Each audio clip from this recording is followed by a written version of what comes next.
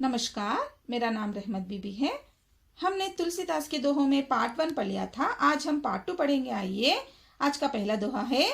तुलसी असमय के सखा, धीरज धर्म विवेक, साहित्य साहस सत्यव्रत, राम भरोसो एक। तो इस दोहे में तुलसीदास कह रहे हैं कि असमय, असमय यानी आपत्ति का समय, बुरा समय, सखा यानी दोस्त, धीरज यानी धैर्य, धर्म यानी धर्म, विवेक यानी अच्छे या बुरे का ज्ञान होना। हमारे बुरे समय में धीरज धर्म विवेक हमारा साथ देते हैं। साहित्य साहस सत्यव्रत, राम भरोसो एक।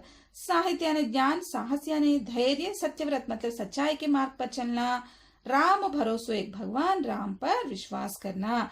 अगर तुम भगवान राम पर विश्वास करते हुए सच्चाई के मार्ग पर चलते हुए धैर्य के साथ ज्ञान के साथ आगे बढ़ोगे तो हम आसानी से आपत्तियों को दूर कर सकेंगे और इस संसार रूपी नैया को आसानी से पार कर सकते हैं। अगला दोहा देखिए। पर सुख संपत्ति देखी सुनी, जरहि जे जड़ बिनु आगी, तुलसी तिनके भागते चलई भलाई भागी। तो इस दोहे में तुलसीदास ईर्ष्यालु लोगों के बारे में कह रहे हैं। तो यहाँ पर सुख संपत्ति देखी सुनी, दूसरों की संपत्ति को देखकर सुनकर जो मनुष्य जलने लगता है वो बिनु आगे, बिना आग के जड़ के समान जल जाता है। तुलसी तिनके भागते चले भलाई भागी।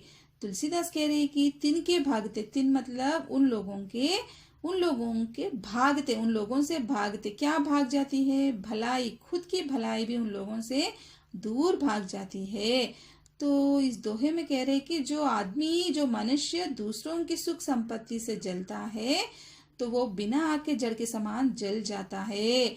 तो उन लोगों से खुद की भलाई भी दूर भाग जाती है।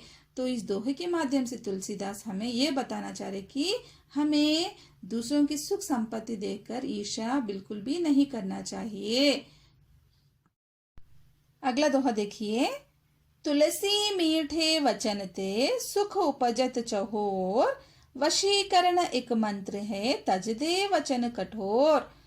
तो इस दोहे में तुलसीदास मीठे वचन के महत्व के बारे में बता रहे हैं कि मीठे वचनों से चारों ओर सुख फैलता है, अर्थात मीठी वाणी सबके मन को शीतलता प्रदान करती है।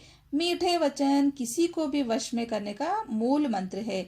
तो वशीकरण एक मंत्र है, तजदे वचन कठोर। तो मूल ये वशीकरण का मंत्र है मीठे वचन, इसलिए तजदे वचन कठोर। तजदे मतलब त्याग करना, छोड़ दे वचन कठोर, कठोर वचनों को छोड़ दो, मीठे वचनों को ही बोलना चाहिए, क्योंकि इससे चारों ओर सुख फैलता है, सबके मन को शीतलता पहुंचती है और सबको हमारे वश में कर सकते हैं। तो मीठे वचन से चारों ओर सुख फैलती है, इसलिए हमें कठोर वचनों को छोड़ देना चाहिए। इस दोहे में तुलसीदास मीठे वचन के महत्व के बारे में बता रहे हैं। अगला दोहा देखिए। नीच निचाई नहीं तजई, सज्जन के संग, तुलसी चंदन विटप बसी, बिन विष भये न भुअंग। तो इस दोहे में तुलसीदास सज्जन लोगों के बारे में बता रहे हैं, महापुरुषों के सांगत्य के बारे में बता रहे हैं कि नीच लोग, नीच निचाई नहीं तजे, नीच लोग सज्जन लोगों के सांगत्य में रहने पर भी, उनके साथ रहने पर भी अपनी नीचता का त्याग नहीं कर पाते हैं। यहाँ पर नीचे पंक्ति में चंदन वृक्ष का और सांप का उदाहरण देकर बता रहे हैं कि तुलसी चंदन विटप बसी, बिन विष भये न भुअंग। जिस प्रकार सांप चंदन के वृक्ष के साथ रहने पर भी, लिपट कर भी अपना विष का त्याग नहीं कर सकता है, उसी तरह बुरे लोग भी अच्छे लोगों के साथ रहकर अपनी बुराई को नहीं छोड़ पाते हैं।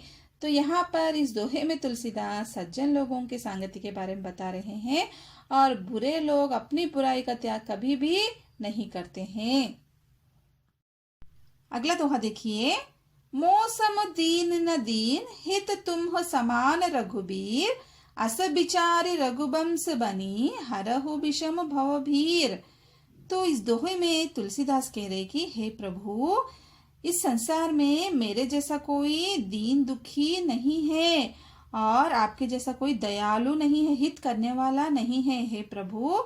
तो इसलिए मुझे हे रघुवंश मेरे जन्म मृत्यु के इस भयानक दुख को मुझसे दूर कर दीजिए, अर्थात मुझे इस जन्म मरण के चक्र से मुझे मुक्ति दे दीजिए।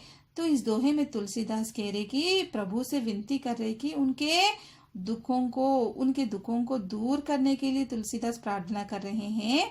और तुम्हारे जैसा मतलब भगवान, तो प्रभु के जैसा हित करने वाला दयालु इस दुनिया में कोई नहीं है। मतलब हमारे जो भी दुख दर्द को दूर करने वाला सिर्फ भगवान ही एक है। तो यहाँ पर मानव मात्र कुछ नहीं कर सकते, जो भी कुछ करना है हम भगवान से ही विनती करना है, भगवान ही हमारी भलाई करते हैं।